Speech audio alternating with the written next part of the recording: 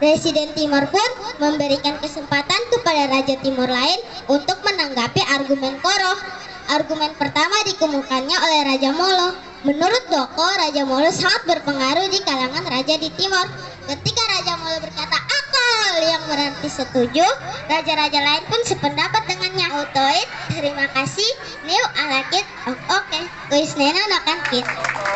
Kegiatan ekspresi budaya dan seni yang dilakukan oleh SDN 1 Bonipoi Kupang mendapat dukungan dari Kepala Dinas Pendidikan dan Kebudayaan Kota Kupang.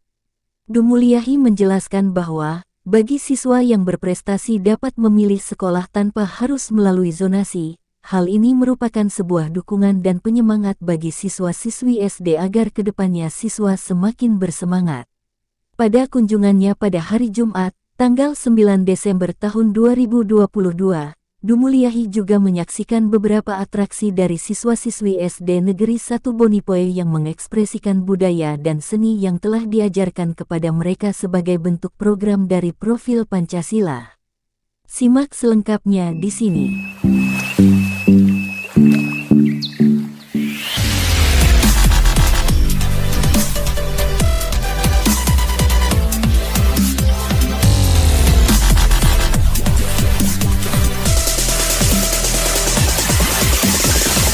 Anak-anak yang berprestasi, prestasi di bidang seni maupun berprestasi di bidang olahraga, ya. Nah, ini yang tahun 2023 kita akan perhatikan sungguh-sungguh.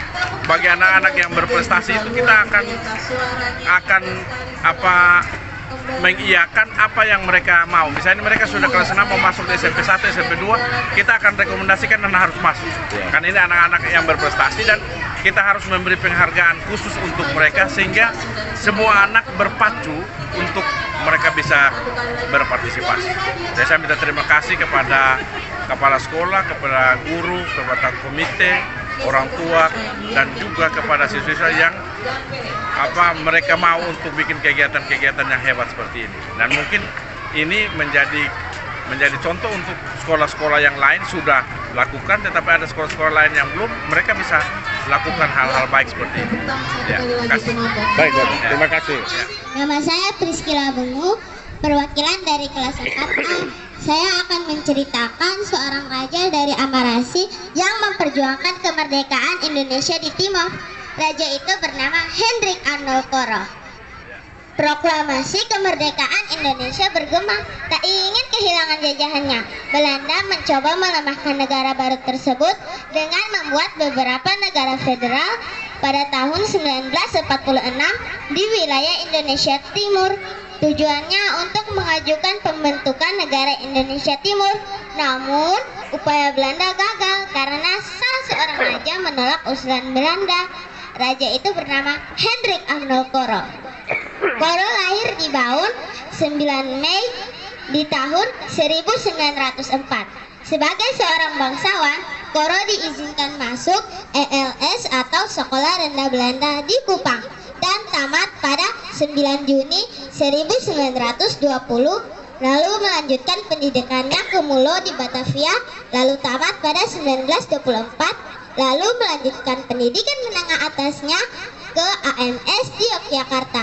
Selama di Yogyakarta dan di Batavia, Koro gemar membaca buku-buku politik, kemasyarakatan, dan surat kabar di Express Asuhan Dekker. Baru setahun di AMS, Koro dipaksa pulang atas dasar surat rahasia Residen Timor.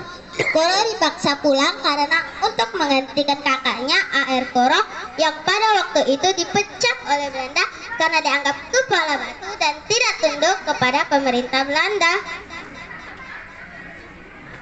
Belanda berharap bisa bekerja sama dengan Koro. Belanda berupaya untuk menjauhkan Koro dari kaum pergerakan nasional. Namun upaya Belanda gagal lagi. Koro tetap dekat dengan kaum pergerakan nasional. Pada masa pendudukan negara Jepang, Koro juga melindungi rakyatnya dari ancaman tentara Jepang. Koro membuat perintah bahwa semua keperluan negara kolonial Jepang akan diurus oleh raja. Namun sebagai gantinya, aku menuntut tentara-tentara Jepang tidak boleh memasuki rumah-rumah rakyat sembarangan untuk untuk meminta sesuatu atau menembak hewan rakyat. Jepang pun menyetujui permintaan Koro. Koro juga mengetahui pengeboman Hiroshima dan Nagasaki oleh pihak sekutu. Namun, Koro belum mengetahui bahwa Jepang telah menyerah kepada pihak sekutu. Koro baru mengetahui hal tersebut pada 24 Agustus 1945 ketika ia dipanggil ke rumah Yano, komandan kedua Jepang. Yano menyuruh Koro untuk tetap merahasiakan hal tersebut. Lalu, Raja Koro berkata bahwa Republik Indonesia adalah hal yang ideal bagi rakyat Timor. Presiden Timor pun memberikan kesempatan kepada Raja Timor lain untuk menanggapi argumen Koro. Argumen pertama dikemukakannya oleh Raja Molo. Menurut Doko, Raja Molo sangat berpengaruh di kalangan raja di Timor. Ketika Raja Molo berkata akal yang berarti setuju, raja-raja lain pun sependapat dengannya. Ini berarti pendapat Koro diterima oleh Raja Timor lain. Pada 21 Oktober 1946, gabungan Federasi Zalbestur Kepulauan Timor atau Dewan Raja-Raja berdiri. Ketuanya Koro dan wakil ketuanya Raja Kupang, Anis Noni. Terbentuknya para Dewan Raja-Raja memperkuat massa untuk mempertahankan kemerdekaan di Timor. Koro meninggal pada 30 Maret 1951 setelah mengalami tekanan darah tinggi. Ratusan ribu orang menghadiri pemakamannya. Timor kehilangan seorang raja yang sangat berbudi luhur. Berakhirlah sudah perjuangan seorang raja yang sangat dicintai oleh rakyatnya. Autoit, terima kasih. New alakit, oke. Kuisnena nakan kit.